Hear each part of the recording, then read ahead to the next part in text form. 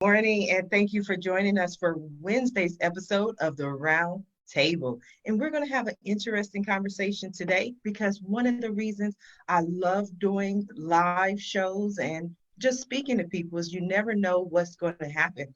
So Monday we launched the show. Monday was a fabulous show. We had several guests on the show, but I received a wide array of responses about one guest in particular.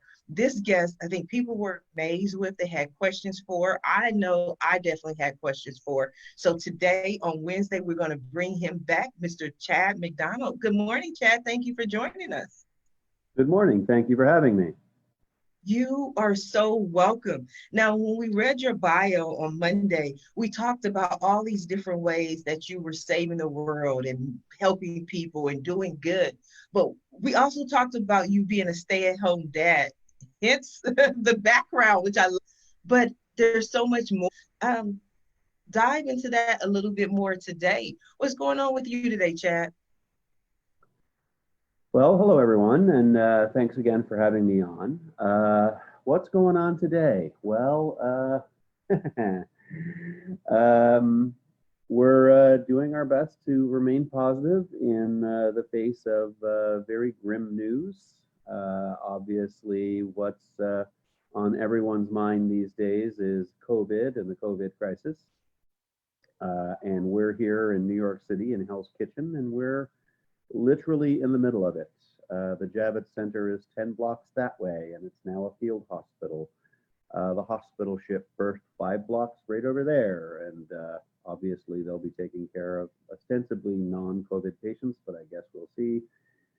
And Mount Sinai is 12 blocks that way, and that's also very grim. So right now we're doing our best to remain positive, and in the mornings it's is usually time for Liam's homeschooling. What we're discovering with homeschooling is that without the transitions, without bringing children to the next subject and having to pack up a whole classroom of kids, and when they're focused on their work, they get through it pretty quickly. So Liam has usually finished his school day within an hour or two. Just 1 second, Liam. Can you close that door, please? Close, Liam. Not right now, buddy. Close the door, buddy. Live TV, you gotta love it. You definitely do. Yeah, I have a 7-year-old who very much likes to be on camera, and yeah. I think we all do, because I know on Monday's show we had our co-host Belinda Baker. She was there. Here. Yes, we have you. But I was just talking about on Monday, you were trying to do the show and co-host, and you had your granddaughter there. So it's always the kids who want to be a part of the show. How are you doing today, Belinda? You know what? I feel better today. Yesterday was a bad day. I do apologize to everyone for not being able to make it, but I'm good today. I'm super good. I'm in bed, laying down, but I'm here. You look great. I love your hair. Am I? You know what? I tried to dye it, girl, and it took too much red. But the show still must go on, right? Yes, I love it. I thought it was a bold statement. I was like, Belinda's sitting in the house. She's bored. She's like, I don't have stuff to do. Let me just change everything. So I think it's bold, and I love it. Exactly, but I overbold it. No such thing. No such thing. So the great thing is you both are parents, grandparents. Well, Chad's not a grandparent yet, but you have kids around. And one of the things that we've been talking about this whole week is some of the changes that we've experienced during the course of this quarantine and the COVID-19. And we got to speak to you on Monday for a few minutes, Belinda, about some of the changes that were going on with you. And we talked about your facilities. But I wanted to give you a few more minutes to discuss, how things were as opposed to how things are. You not only have your detox centers, but you also operate your own network. So how is this affecting your world? You know, it not being able to go outside kind of affects my life in general here, but the business we're considered healthcare. So we're still able to be open. We're still able to help the addicts. We're still there for them. But as my personal life, it does affect because, you know, my two grandkids are 2 and 5. And my worst fear, my daughters, I love them to death, but sometimes our kids are not as responsible as we are. So I have to make sure they're not taking them out. They're not going places with them. You know, if you take one to go somewhere, bring them here. I'll take care of them. So you've been to my house. You see my living room looks like a playground. So Yes. just bring them here. But, you know, it's hard for a lot of people, and it's hard for me just for my daily life. It affects everyone, whether you're in it or not. It affects you. So Chad, I want to go back to you being a stay-at-home dad, and we just had the pleasure of meeting little Liam. That was nice. I got to meet him before the show, and I had to ask to borrow his room. You know, so we just borrowed his room so Dad can do the show. But Chad, you were speaking about New York, because I don't know why we always think of New York as ground zero. Like, this is where it all happens. So I know you talked about the hospitals, the helicopters, everything that was going on. But I want to go back to business and being an entrepreneur. On Monday, we spoke briefly about all of your social media and how you're helping other people stay positive during this time of crisis. And I want you to speak on that a little bit more, please. Okay, well, that has a lot to do with why I'm actually in Liam's room today. When I appeared on the show on Monday, I came off a bit like a doomsday prepper in a bunker, and I didn't want to give that impression off again. So this is actually a more accurate reflection of my kind of personality. I love superheroes, I love sports, and I like to focus on the positive, because, I mean, there's certainly enough negative in the world. That's the last thing we need, is more of it. Yes, I run a number of social media pages. You can find me on Facebook at The Good, the Chad, and the Ugly. That's sort of like my hub that I work out from. And I deal with different audiences in political, in parenting communities, sports. I'm obviously a giant nerd, so any comic books, toys, and I do toy reviews, things like that. So I think there are 43 Facebook pages in all, and that's not counting anything on Twitter or Instagram or anything like that. So whenever I have anything to say, it very often reaches a lot of people. So for me, it's very important to make the first message of the day a positive one. One of my pages, for example, is called Flowers of New York. And I think it's especially important, especially for New Yorkers, to know that not everything is terrible. We are in serious times, but not everything is terrible. There is still beauty in the world, and that is something that I think is important to get out there every day. So I generally like to start my day with, here's pictures of flowers. It's still okay. There's still stuff out there that is beautiful. Not everything is terrible. That's, I think, even more important as day by day the news becomes more and more grim, that you do need to know that not everything is bad. I want to go back to, I definitely know that not everything is bad, which is another reason I wanted to do the roundtable, to bring different people together to talk about their experiences. But I want to go back to one of the things that you said, the 43 pages. Now, at any time, just say, Sharifa, I can't give you all my trade secrets, because I'm like a 12-year-old, a little 2-year-old. When I see something that interests me, something I like, I'm all over it. I have a million questions. So feel free to ignore, disregard, not answer any of my questions. But how do you manage 43 different pages? Number one, that's the first question. And you said you always want the first post of the day to be positive. Do you just copy and paste that same positive message to all 43 pages, or do you come up with a unique, different posts for each page? No, I come up with a unique, different post for each page. There's a lot of cross promotion that goes on, for example. So if you go to The Good, the Chad, and the Ugly, you will see a lot from Flowers of New York. You will see something from, I don't know, NFL news and updates. You'll see graphics, videos. One of the things that I like to do that comforts me is I'm a giant nerd. I grew up in the 70s and the 80s, and I loved my toys. I love my Star Wars. I love my superheroes. So I found one thing that brings me comfort, especially in times of stress, is old toys. Old toys make me feel good. Old comic books make me feel better. So I try to post things like that as well. I mean, I do have political commentary. I do make jokes about sports, but one of the things I've been doing recently that's been getting a lot of positive feedback is that I post compilations of old toy commercials. As silly as it sounds, but old commercials for old Star Wars action figures and how corny and kind of weirdly wholesome they seemed back then is it's sort of refreshing to see that now. But yeah, well, generally when I make a post, for example, yesterday I posted when I was on a remember this verbiage supply run. Yes. I was on a supply run the other day, and I was going by Port Authority. And Port Authority isn't the cheeriest places in the best of times. It's a bus station, and it can get on the grimy side. And I was across the street from Port Authority, and there at the base of a tree were just these small flowers. And I thought they were beautiful, and I took a picture of them. And you could see Port Authority in the background. And the message for the original Flowers of New York page was that, you can find beauty in places you do not expect it. And when I share that out to the Good, the Chad, and the Ugly or different pages, the message, the copy that I write on that post is different. So on Flowers of New York, I talked about, you'll find beauty in places you don't expect it.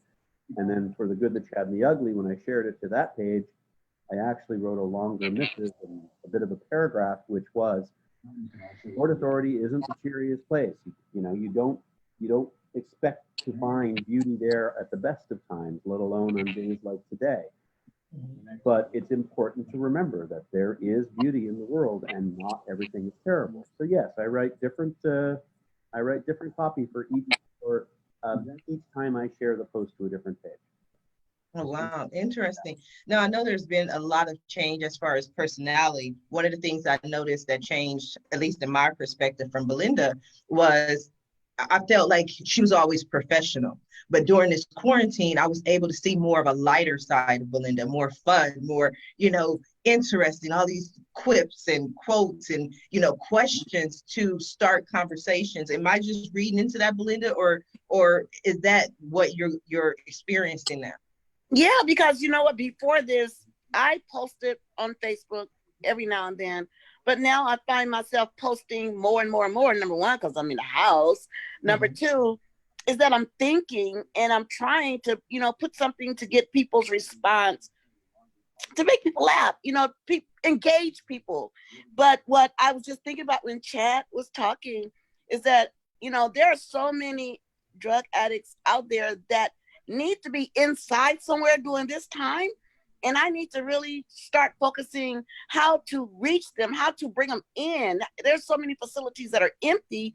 And right now is a good time for you to come inside. And that just ran across my mind when he was saying the beauty and the flowers, because, everybody needs help. And if you don't know how to reach that person, it's hard. It's super hard. And that's my train of thought today, is how to bring them in from being out and all that. At least you're safe once you're in. But to stay out there, your chances are more of catching it, or, more than if you came inside. To at least you're getting clean as well as all that. So that's what I need to focus on starting today. I just thought about that. A way to bring them from out to in. Now It's you going to be mentioned, a task. oh, but you're up for the task. But you Oh, yeah. mentioned that some of these centers were empty. Are they empty just because of the COVID-19 and what we're going through, or have they been empty? A few of them I know have closed because they didn't want to deal with people. Because like I said the other day, we have no idea where these clients come from.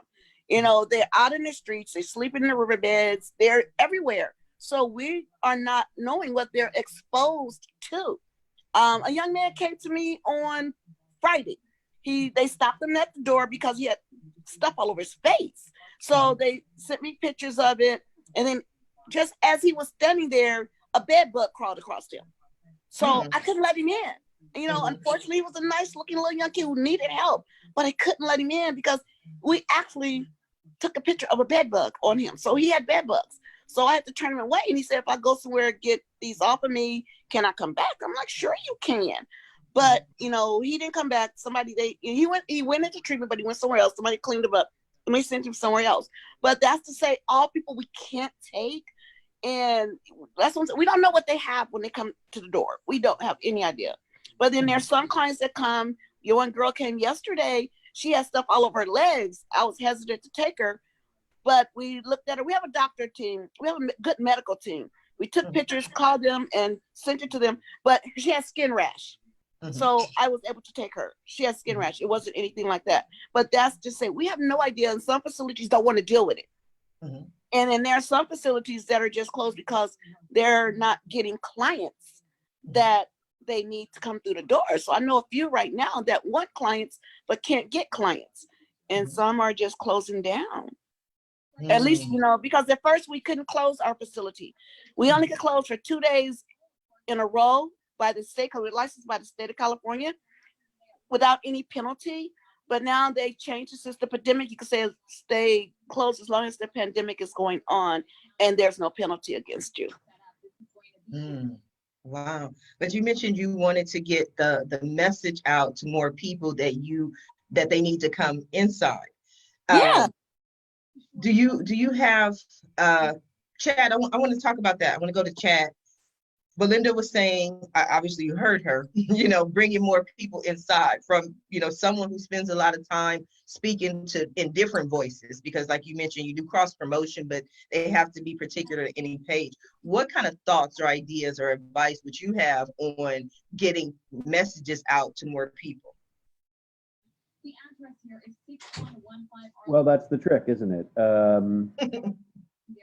To get the message out these days is almost harder than ever. There are so many competing voices out there for attention that to make sure to get that message out that people need to come inside. That's been more or less successful for people who aren't unfortunate enough to be afflicted with addiction, to be living on the streets.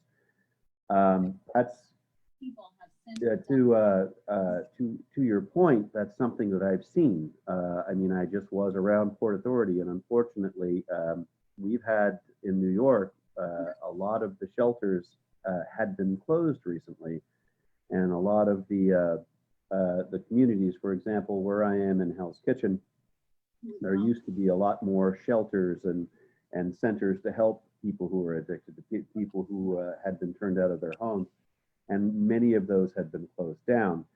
And so what you saw a lot more people who were sleeping on the streets. You saw a lot more people who needed help, who were just on the streets.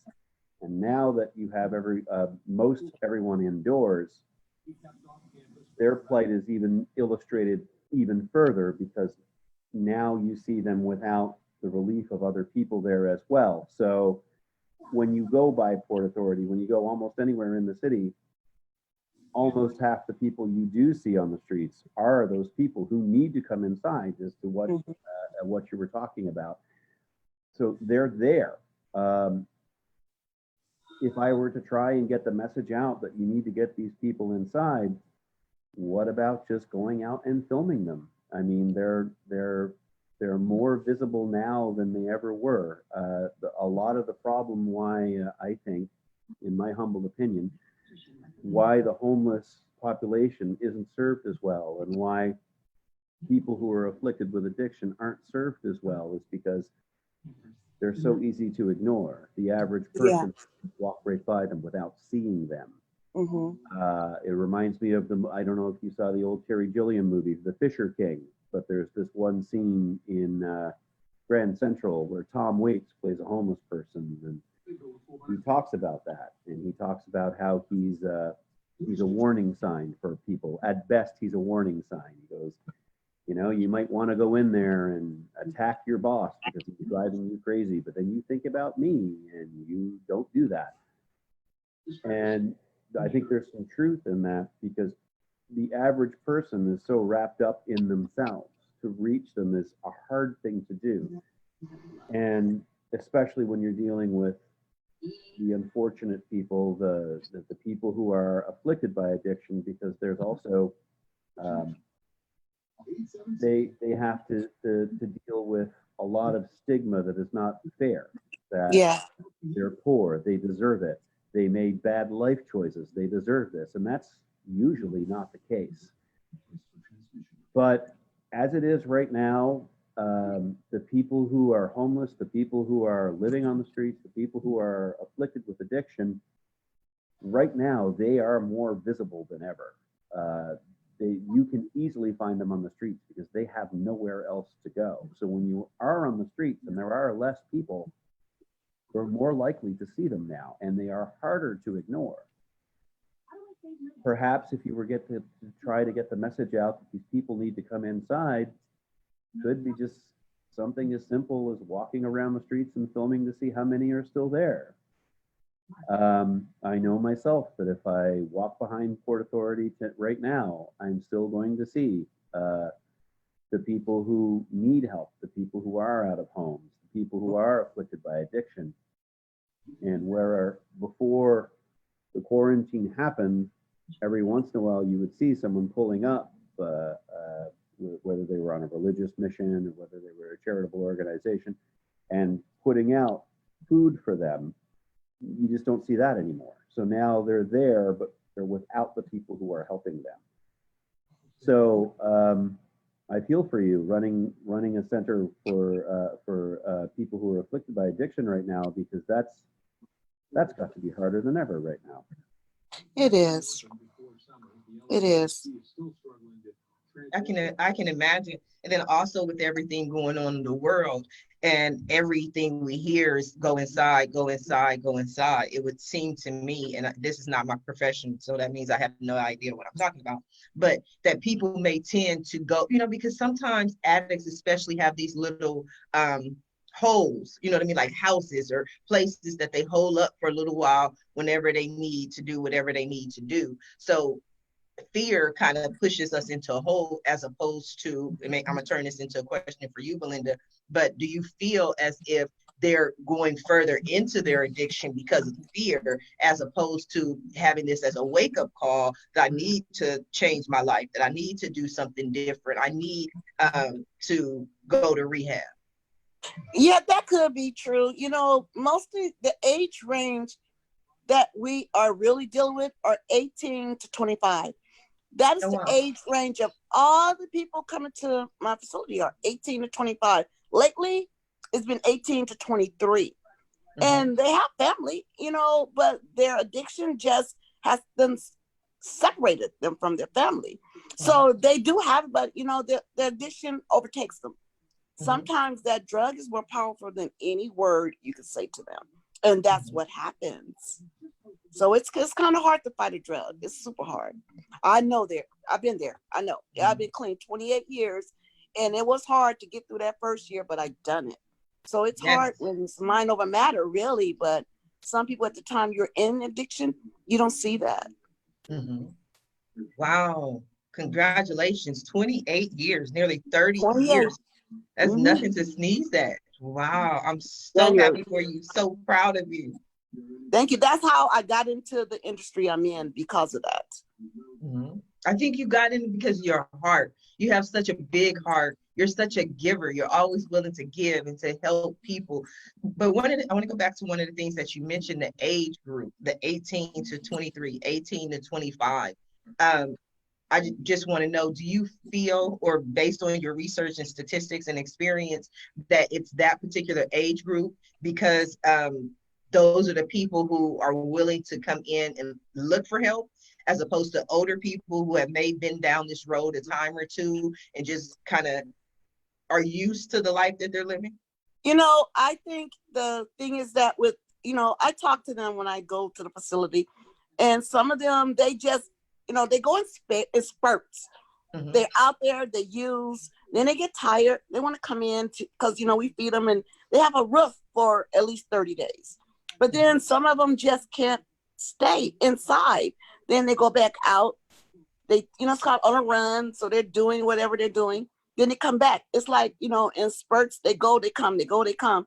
And we call, they just keep relapsing. Some of them are just chronic relapse, but we do have a few that became successful.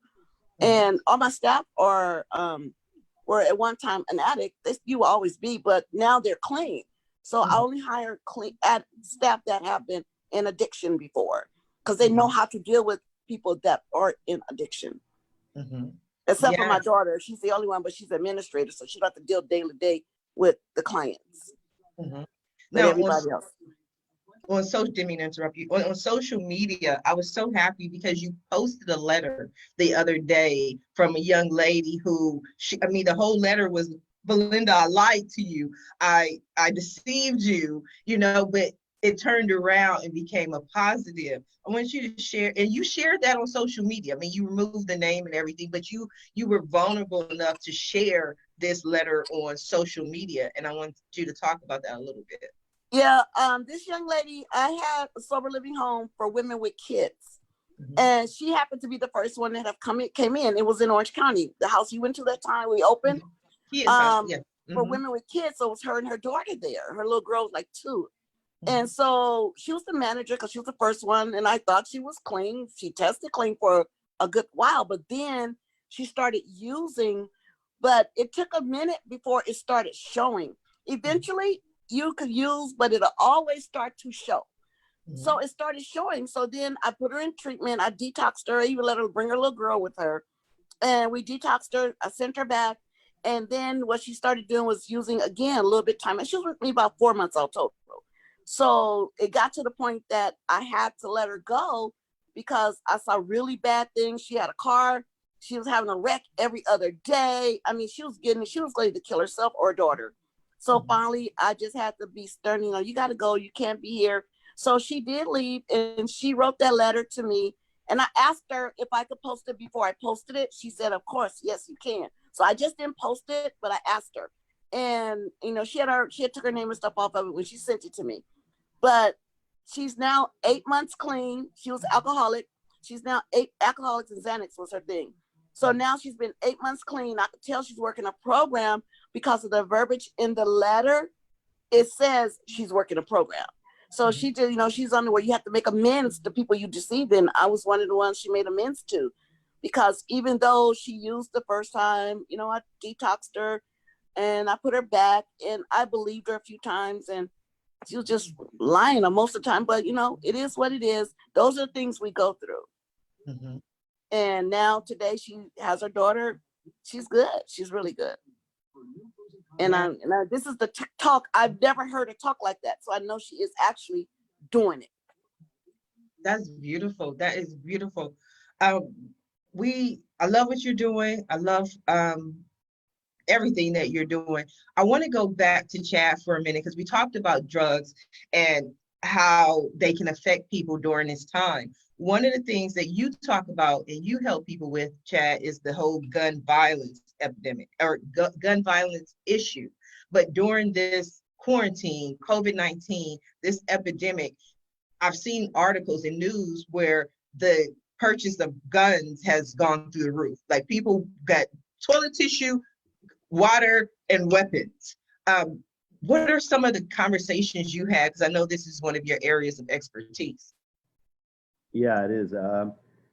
So I'm currently working with an organization called Survivors Empowered, and it's an organization that was set up by my friends Lonnie and Sandy Anglin Phillips. They actually lost their daughter in the Aurora Theater shooting. She was murdered there. Oh, I'm sorry to hear that. They have since dedicated their lives to helping survivors of mass shootings everywhere. So Sandy Hook happened not long after the Aurora Theater shooting in 2012. Sandy Hook was my turning point. That's when I got involved. And so Survivors Empowered is the organization I'm officially connected with. I help them on social media. Now, Sandy and Lonnie, you want to talk about how COVID intermingles with the gun violence epidemic. Sandy and Lonnie are currently in quarantine. You may have heard last week that the singer Jackson Brown was diagnosed as positive for COVID.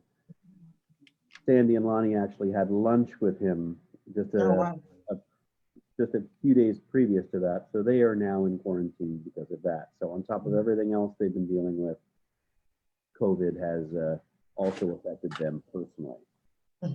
So we were talking about how gun violence and COVID and people buying weapons and stocking up. And I actually personally had to talk down. I'm in a lot of Facebook groups for stay-at-home dads and things like that. And in one of the groups, one stay-at-home dad was letting panic overtake him, and he was talking about how he needs to go buy a gun. And so I simply started asking him questions. I'm like, how much training do you have with a gun? None. Do you have any experience with a gun? No. Do you know how to store a gun? No. Do you have kids at home? Yes. It's a bad idea for you to get a gun right now. I mean, for example, I understand being afraid. I understand wanting to keep your family safe. But if you're not trained with a weapon, if you don't know what you're doing, you're not properly licensed, and you don't have any idea of how you're going to store that firearm, and you have children at home, you're not going to keep your family safe. You're going to endanger them. So the statistics are somewhere around 8 children per day are shot by guns found in the home. Contrary to what most gun owners think, your kids do know where you keep your firearm, and they know where the ammunition is. When I was growing up, I was a proficient shooter. I knew how to fire. I was in cadets. I went hunting. I know my way around guns. But my father would not keep firearms at home. And I asked him about that because I would constantly ask him for guns.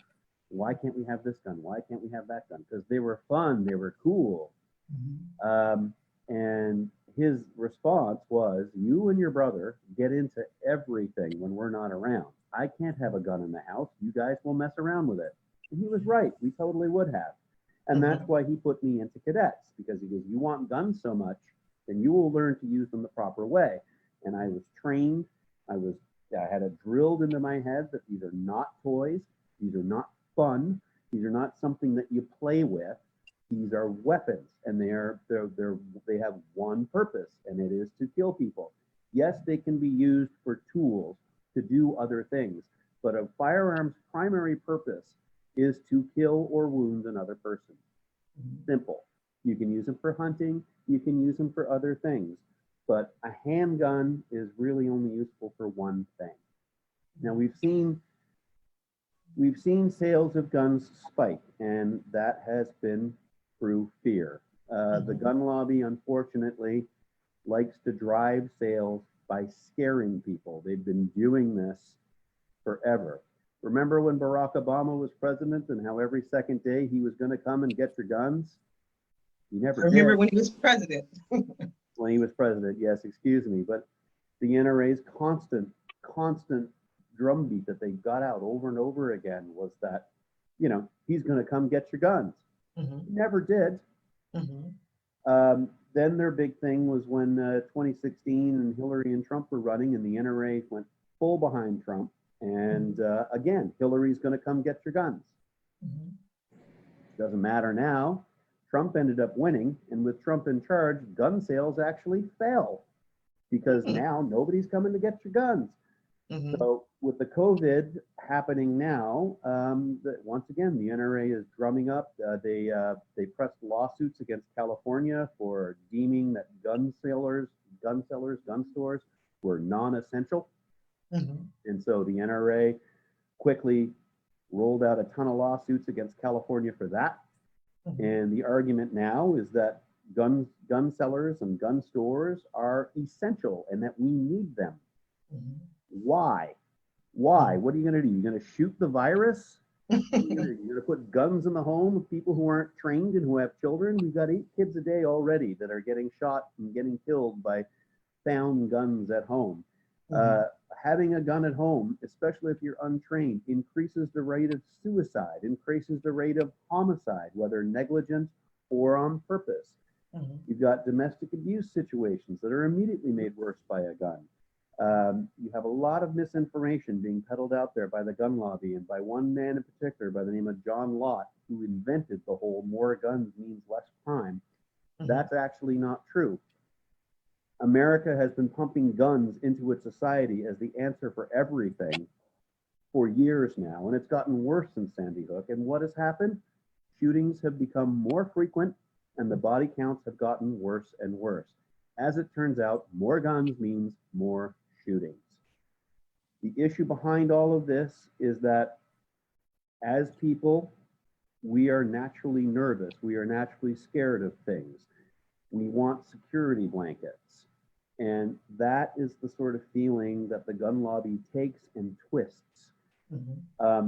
We know you're afraid. There's a boogeyman outside your door. They're going to come steal your toilet paper during the COVID crisis. You better get a gun. Why? There's nobody, you know, it's all comes down to fear, and it all comes down to weaponizing that fear. And the root cause of all of it, as it always is money. All they want to do is make money off of selling guns. That's the whole reason the NRA exists. It's the whole reason that they're so tied to so many different politicians, and why the NRA is considered, even though they're apparently a nonprofit, which is hilarious. By the way, I've worked for nonprofits. We're not allowed to say anything political, but the NRA gets to go ahead and endorse presidential candidates and tell states how to run their laws. I'm not sure how that works when they get to remain a nonprofit when they do that, but okay. Yeah, and the other thing too is that the gun violence epidemic is not going down. Shootings are still clicking along at the same rate they always were. We hear mostly about the higher profile mass shootings because they're big news events, although lately there haven't been any because everyone's locked down. But a mass shooting is qualified as 4 people being shot, excluding the person with the gun, and that's regardless of whether or not anyone died. Mass shootings happen every day, and they're continuing to happen every day. There's always, not to be stereotypical, there's always someone that looks like me. It's always a white dude that goes. Now, if I would have said that, I would have been wrong. You know, I say that all the time. I love the ID channel. That's my favorite channel. Investigation, Discovery. Oh, I could watch that, especially on Sunday, because Sunday is my rest day. I'll put on some ID channel. And since you brought it up, Chad, I'm gonna mention it, but it's like I'll watch and it's like in the background. But then when the Black people come on, and I'm like, oh, I gotta watch because this is not typical. Yeah, to see what they done. Yes, because you know, and not to cut you, but I just was thinking when Chad was talking about guns in the home right now, it's really, really bad because kids are out of school.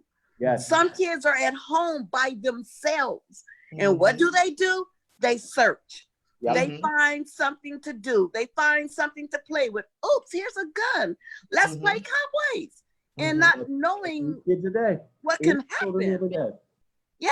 So it could be more than that now that kids are at home and stuck in the house and super bored. That leads into my next point is that we're going, like, not only has shootings not decreased, but they're going to go up.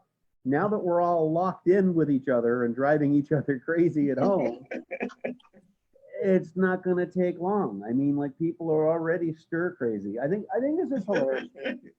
You know what? Somebody came to my house yesterday. Oh, the lady did my lashes, and we were talking. So then she's like, "Who lives here?" I just said, "Me and my husband, just us two." And he's like, "Yeah, we're trying to practice social distancing." I'm like, "You just don't know. We've been doing that for years. It's not nothing we have to do today. You over there and I'm over here. We don't watch the same thing on TV. So we've been doing that. It's just now that we have to do it, you don't want to do it." So it's crazy. But, you know, that's just to, you know, bring something into the conversation that, people do things without really even knowing. And I would never have a gun in here because I know my grandson loves guns. He's 5 and he will find it because he sniffs out everything. Yeah. So, and he's out of school now, so I do keep him sometimes. But at the end of the day, it's dangerous. It's dangerous to have a gun because some people are really careless. Most people. Yeah, exactly. Most people are careless, not knowing, oh, it's in a box up under the bed, a shoe box, not a lockbox. A shoebox. And don't you think that kid that saw you put that shoebox under there hundreds of times? So, it's bad. One of the false equivalencies that gun lobby spokespeople like to use a lot is that, oh, well, there's a lot of deaths from car accidents right now. What are you going to do? You're going to ban cars? And first of all, I have to say to that, first of all, nobody's talking about banning guns. We're talking about holding you to your own standards of being a responsible gun owner. And a responsible gun owner doesn't do what you just said, which is put a gun in a shoebox and leave it to the side. But too many times, that's exactly what people are doing. And the other thing, and you want to talk about the difference between white people and black people in this situation, when you have a situation where a child finds a gun and maybe shoots their friend, that is over, and that child dies. If the parents are white and they lose their child to them finding a gun and shooting themselves, they are not punished because the thought is they've suffered enough.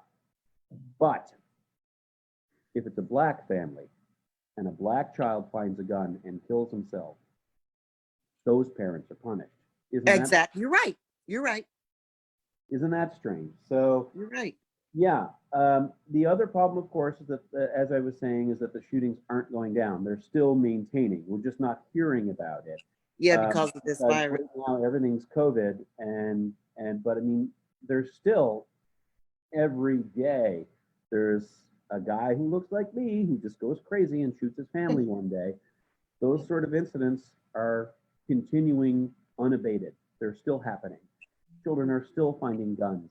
People are still committing suicide, and they're all using guns. And so many false equivalencies are being thrown about that. Oh, well, they were going to commit suicide anyway. They would have found another way. Actually, when you look at recidivism rates, people who attempt suicide and fail hardly ever try it again. And it's usually a spur of the moment decision. A gun does not allow you that luxury. A gun is final. I mean, we're looking at a 99% effective rate. Yes, it definitely was an interesting statistic on that I always relate to is it said that more women than men attempt suicide, but more men than women commit suicide. And the reason is usually women take sleeping pills or take some little thing and, 30 of them, but they usually wake up in the morning. It's usually a cry for help. When a man gets to the point where he's done, he picks up the gun, puts it to his head, and it's over. So we have to make sure in this time, I think more than anything else, that's why I wanted to talk to Belinda about the addiction and look at our emotions, because and like Belinda was mentioning earlier, the whole, we're irritating each other. We're all in the house. I was talking to so many different friends. I don't know if this is just me, but I had a couple who just wanted to break up. I had a friend of mine who's been married for 8 years and now she wants a divorce. I had to literally talk her out of divorce. I'm like, we are in the middle of an apocalypse. This is not the time to get a divorce. I'm like, what if you need somebody to bring in the wood or kill the whatever you gonna eat, like go out and kill you a cow, or you need that animal, stay together. I know people are getting stir crazy, like you mentioned, but we got to keep our emotions, our feelings in check because people are scared. They are afraid right now. Yeah, that's true. Like I've been married for 29 years and it's every day, it's hard, because you guys, you argue, you go your way, I go my way. We think about it, we meet together. But people during this pandemic, people are already on the edge. And all they need is just that little bit of something that ticks in their brain to say, it's over, I don't want to do this no more, and they leave. but you will regret it one day when it's coming. All this is over. You know, you think about what you've done later. You don't think now. And it's sad because like you said, there are so many, even families, brothers and sisters fighting and breaking. I mean, so much stuff is happening now because you're closed in. Mm-hmm. And you have to stay in there. You know, you go outside, you come back in. That's not the same thing as going to work for 8 hours, then coming back home. You know, you need to be distanced for hours, not minutes. Mm-hmm. Because those minutes is just like the little air kicking in your brain to say, do it, do it, do it. Hours away, you have time to think. You know, you're thinking, but minutes, you just do it, do it, do it. So it's going to be hard right now for everybody. Because this staying in the house, if I had all my kids living here with me, I'd have probably done it. I'd have probably done it somehow, some way. Or just left them here and I moved somewhere else because it couldn't happen. No. I take the babies, but the older ones stay. They stay. I'll take the babies with me, so y'all ain't got to worry about them seeing y'all fight. I'll take them. But life is really hard right now. And I see it from as a business owner and as a mother and a grandmother, because every day I call, did y'all take those kids out today? No. Okay. I don't want y'all friends at y'all house. I don't want nobody coming around them. If you need to go somewhere, bring them here. And that's what they do, because I'm not going to let nothing happen to them. You know, I lost one of my granddaughters a few years ago, and that bothers me still. So I don't want this virus to take out another one. I can't deal with it. I'd have to go. I just have to. But, you know, life is hard right now for everybody. Yes. And I was telling her, you know, because I try to, my belief is laughter heals. That's my passion. I love to do the stand-up comedy shows and just make people laugh through times of tragedy. And so I was trying to make my friend laugh when she was saying she was going to get a divorce. I'm like, but where are you going to go? Like, you can't go on the dating sites. You can't go on a date. There's no restaurants. You can't meet anybody else. Just stay where you are. Just work it out. Stick through it, because this is not the time to break up, not the time for a divorce. I don't know. Then you find a man and you got to start all over, knowing this man, knowing his habits, knowing what he does. I mean, not thinking if he's married, if he's lying to you. Stick with what you have and try to make it work instead of starting. That's for men and women. Why start? The grass is not always greener on the other side. It's just not. So stick with what you have until you really can't make it work. Don't let this time right here be a long time ago, not before this. And if you're going to leave after this, wait till after this is over, then think about it again. And then see what you're gonna, see what the outcome is. But right now, you have to just stay in the house and focus. That's all it is focus. Yes. So Chad, how about you? Are you getting a little stir crazy? You've been how long you been in the house?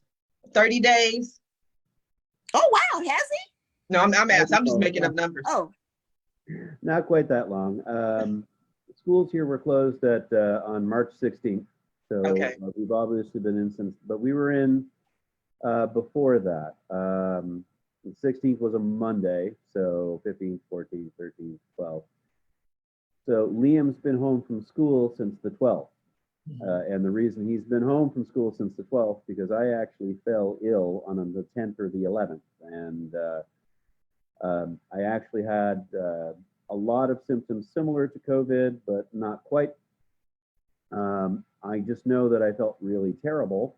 I can't tell if it was because of the coronavirus or if it was just man flu, but it was not good. I was laid up in bed for a couple days. The joke I like to make is men, if they break their arm, they're like, "Oh my God, I'll just go on. I'll be fine. I'll be fine." But if they get the flu, I'm dying. But so I'm hoping that's all it was just the man flu. But until I get tested, I have no way of knowing. And right now, there's just no testing here in New York. There's none. We're the epicenter of the COVID crisis right now. We're the harbinger of what's to come for everyone else, I think. But there's still no testing. Wow, really? Really. I have there's no way for me to get tested right now. They're setting up field hospitals on either side of me, and there's a hospital ship park right over here. There's still no testing for COVID. I read an article, though, now that you mentioned it, that said that in from the end of December until now, a lot of people had the flu. I was one of the people who had the flu. I was in the bed for at least a couple of weeks. I didn't want to do anything. I had chills. I was sweating. I could not get out of the bed. I literally had to make a public apology on Facebook because people were calling, leaving messages, and I was down for weeks, which is not typical for me. And then I read an article that said there were so many people who had the flu, but because we hadn't really become aware of the coronavirus or COVID-19, we don't know if it was the virus or not. But there were more people who had the flu this year than previous years. This is why I'm so angry at the federal government and their botched response. They knew about this since December, since when you're talking about. And not only did they not do anything about it, they suppressed the information and they dismissed it and talked it down and said it was nothing. Over and over again, Trump said, oh, this is nothing. This is going to go away. This is nothing but a hoax. Again and again and again. And the lie has been put to his words yet again, because now we're looking at, it took us a month here in New York to get to 3,000 dead, and then it just took us another day to get to 4,000.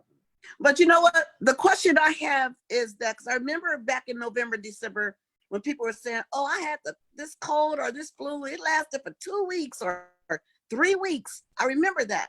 But if you've had it once, can you get it again? I haven't heard anything about that.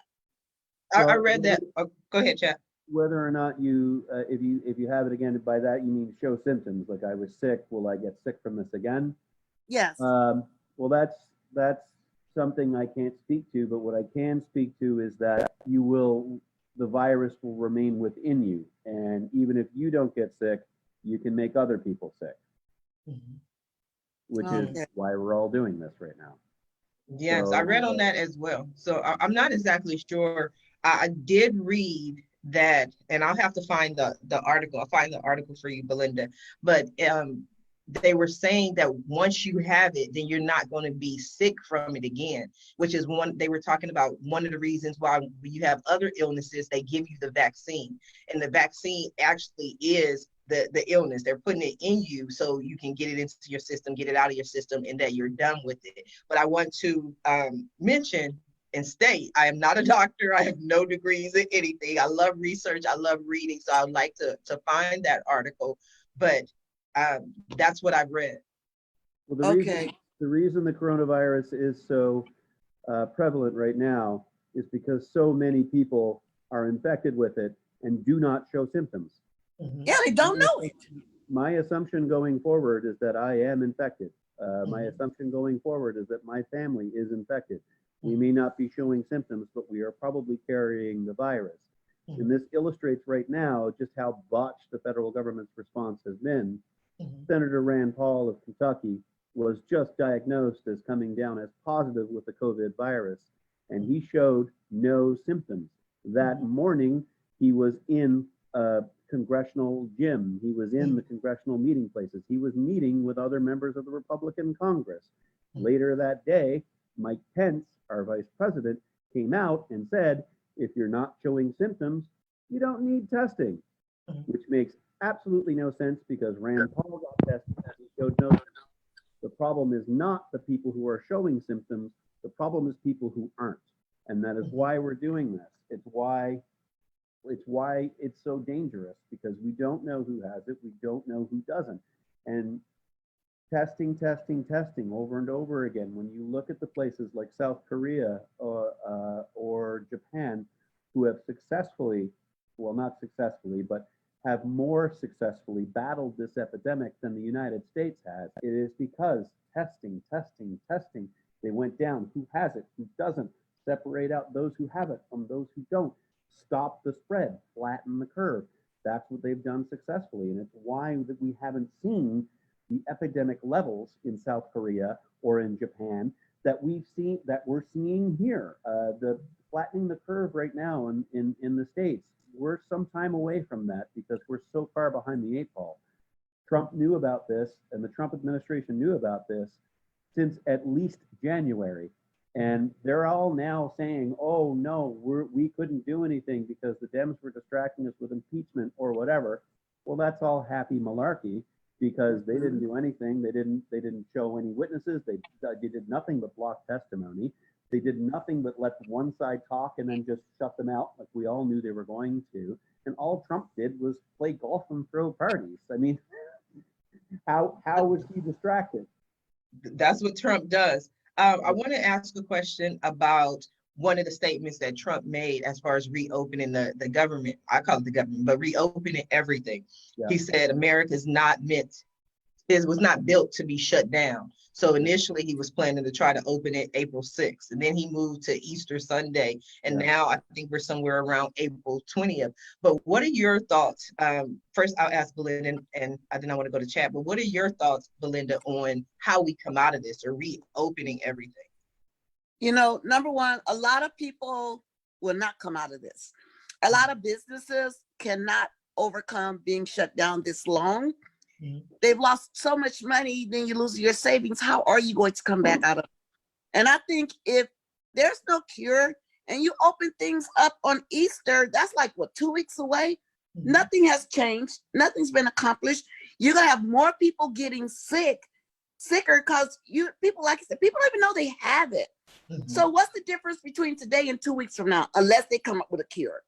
If Right. not, why open up stuff when you're still going to have double of what's happening now? And kids, you can't let if they even open the schools, my babies are not going to school until they find out how this is caught, until they find a cure for it. If I have to hire a tutor to come here, that will happen, but I will not let them go to school. And some businesses are already doomed. They cannot open back up. When they shut everything down, I don't think they really thought about some of the places they shut down. But, you know, I know they had to do what they had to do, but yet and still, there are people whose businesses are gone. There are people who will never get those jobs back. That's I the definitely main agree. thing. I That's definitely the agree. main thing. There's people that will never work again after this. So, you know, that is my thought on that. And if you open in 2 weeks, it's not going to change nothing. You're going to have more deaths because it's still spreading. It hasn't stopped. So that's something I think they shouldn't do. You know, that's just definitely agree. my little one opinion, is that it's too soon. It's too soon. That's what we want. Your opinion. I definitely agree with you. I read an article that said the virus is going to bankrupt more people than it actually kills. You Yeah. know, that's where it's going to hit us. You know, America, the world is on its knees. It's really broken. We have to figure out how to repair it.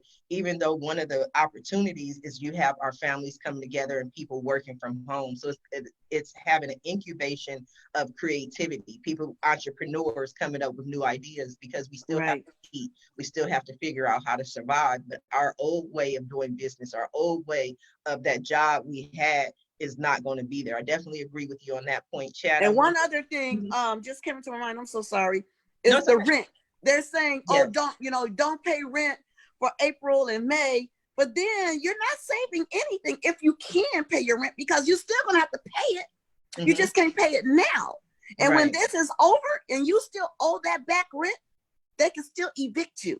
They can give you a notice to pay, 3-day notice to pay or quit, then they can still evict you. So you're just prolonging the inevitable of being evicted. If you can't pay your rent, that's one thing. But if you can pay it and tell your landlord you can't, you got to pay it eventually anyway, or then it's going to go on your credit report and mess up your credit. So that's not a win-win situation. It's not. Yes, that's what people need to hear, that rent is going to be due. My mom and I were discussing this yesterday, just about the mortgage and how her bank was working with her, but they did explain to her that when this is over, it's due. Not like, okay, now you have 6 more months and pay. No, nope, it's due. So yes. Chad, what are your thoughts on that? So this is the point where I point out that I have all these happy cartoon characters behind me to remind you that not everything. Your world is different. Because what I'm about to say is definitely not going to match my background. We are in for a lot of trouble. We are in for a lot of pain. I am saying, from what I'm seeing from the absolute disorganization I'm seeing from different states, New York is as on top of it as we can be. considering that the federal government is making our governor bid against other states for the resources that we need to stop this crisis. Mm. But then you've got states like Florida and Mississippi that aren't doing anything about this. Mhm. So even if we shut things down, it won't matter because it's just going to flare up again in other states. Mhm.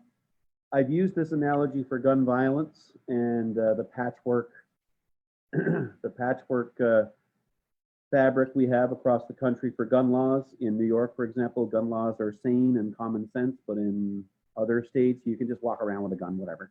You know, you don't even need a permit, just walk around with it. It's okay, which makes no sense. So now translate it over to COVID and coronavirus. In New York, we're shutting everything down. We're battling it. We're building field hospitals. We're scrambling to get resources. We've got a governor who's out there every day crusading to get us these resources. And as a personal note, I never liked Cuomo.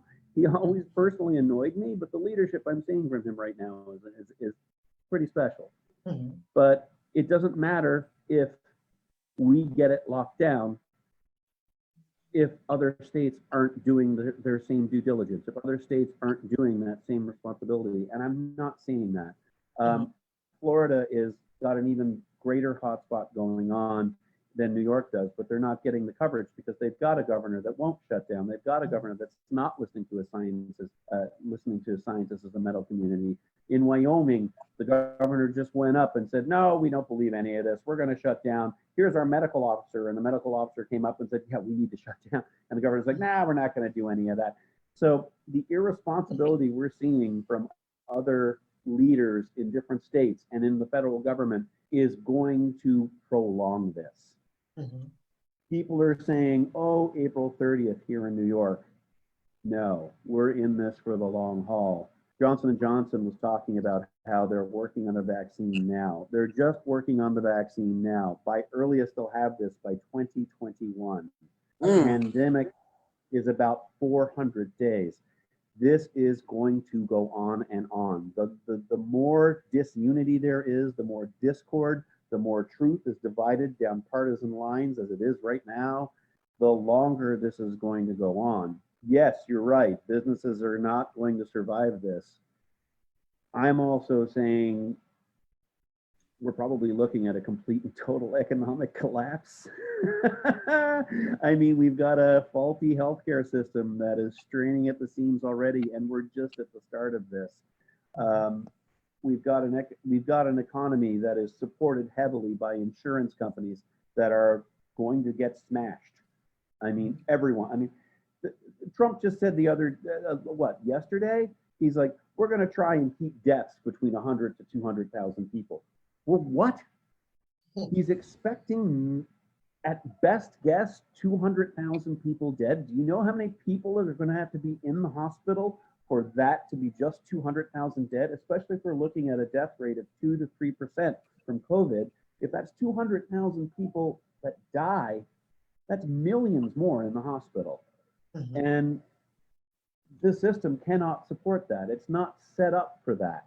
And the fact that we still have no leadership in Washington, oh, they got the My Pillow guy to help. What? Why are you talking to A-Rod, Trump? What are you doing?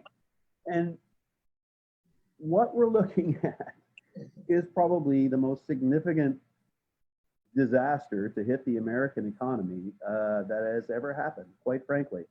Having said that, I'll be posting pictures of flowers. Okay. I almost saw Chad. I felt like Chad was about to stand up there for a minute. I saw the passion in what you were saying. I to hear. Things No, are we going to be very bad, unfortunately. we are coming down to the last few minutes of the show. And what I love to do is to allow each of you, we're going to start with Belinda, an opportunity to just give our audience, people who are watching live and watching in the archives, a few closing words. You know, I just want everybody to stay calm, do the best you can during this trying time, because it's here. I think I posted about 3 weeks ago, almost a month, that this would bring down our nation, and it seems like it's happening. So people just, stay calm, stay focused, and try not to think the worst, and God bless everybody, all of us, because right now we need all of that. Yes, all the prayers. Chad? So many great people over the history of humanity have echoed the sentiment that I'm going to relay now. I believe Dr. Martin Luther King was one of them, and I'll paraphrase it. And the measure of a person is not what they do in the time of peace or in the time of prosperity. The measure of the person is how they react in the time of crisis, in a time of great strife. Yeah. Unfortunately, we are now in a time of great crisis and great strife. And so it is incumbent upon all of us right now to find our own strength and to find our own purity. And to remember that goodness and kindness is what's paramount right now. My best wishes to you for dealing with the people who are suffering from addiction right now. Thank you. That is the sort of nobility that we need to lift up these days. There are bad times coming. We need to make sure now more than ever to hold on to what is good. Right now, what makes me good is the fact that my son is happy. To hold on to that, and that is how I get through. That's wonderful. We get to give little Liam back his room now. He's like, Dad, you gotta go. Get out. That is wonderful. Fine. I want to thank both of you for joining us on today's episode of the Roundtable Talk with Sharifa Hardy and co-host Belinda Baker. Thank you. Thank you. Bye-bye. Bye. You are so welcome. I want to thank you to everyone who tuned in live, everyone who's watching this in the archives. We are here weekday mornings at 8 a.m. and we are live. Be sure to share and be sure to support our guests. We're definitely going to have Chad back. I have some more questions. Maybe he'll be able to tell me, some more of what's going on in his life. Come back, tune in, share this, and to be a guest, visit the website at asksharifa.com. Bye now.